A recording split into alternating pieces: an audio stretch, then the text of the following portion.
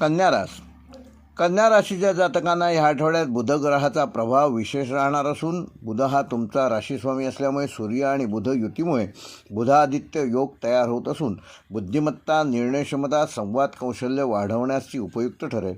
मंगळाचा दृष्टिकोन थोडा तणाव निर्माण करू शकतो, पण गुरुग्रहाची कृपा असल्यामुळे योग्य मार्गदर्शन मिळेल.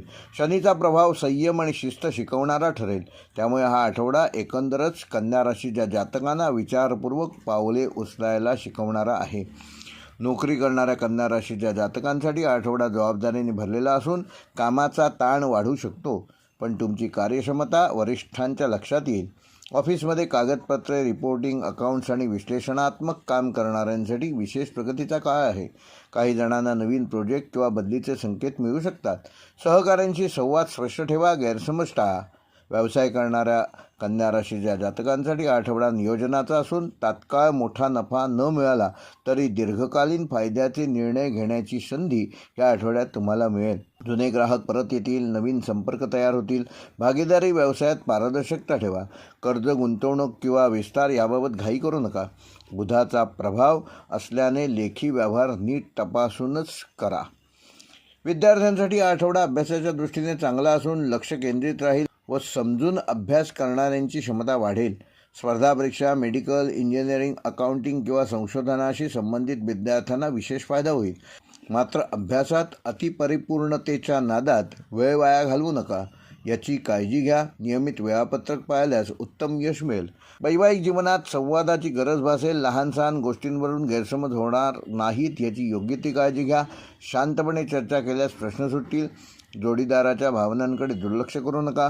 प्रेमसंबंधामध्ये असणाऱ्यांना हा आठवडा परिपक्वतेचा आहे. नात्याबाबत गंभीर चर्चा होऊ शकते. काही जणांसाठी नातेसंबंध पुढच्या टप्प्यावर जाण्याची शक्यता आहे.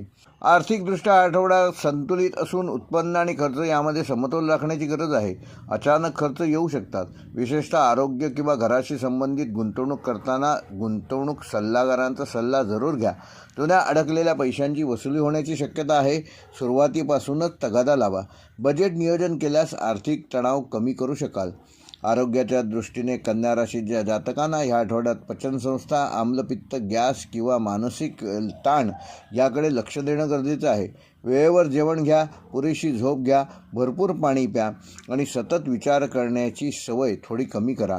योग, प्राणायाम किंवा चालण्याचा व्यायाम तुम्हाला फायदेशीर ठरेल. जुन्या तक्रारींकडे दुर्लक्ष करू नका, त्यामुळे तुम्ही तुमचं आरोग्य समतोल राखण्यास यशस्वी व्हाल. कन्या राशीसाठी या आठवड्याचा शुभ अंक आहे 5, शुभ रंग आहे हिरवा, शुभ वार आहे बुधवार, शुभ दिनांक आहे 22 व 25 डिसेंबर. व कन्या राशीसाठी या आठवड्याचा विशेष उपाय, येत्या बुधवारी सकाळी तुळशीच्या पानावर थोडा गूळ ठेवून ते गणपतीला अर्पण करा आणि ओम बुधाय नमः हा मंत्र 21 वेळेला जप करा. त्यामुळे बुद्धी, निर्णयक्षमता वाढेल आणि येणारे अडथळे दूर होण्यास मदत होईल.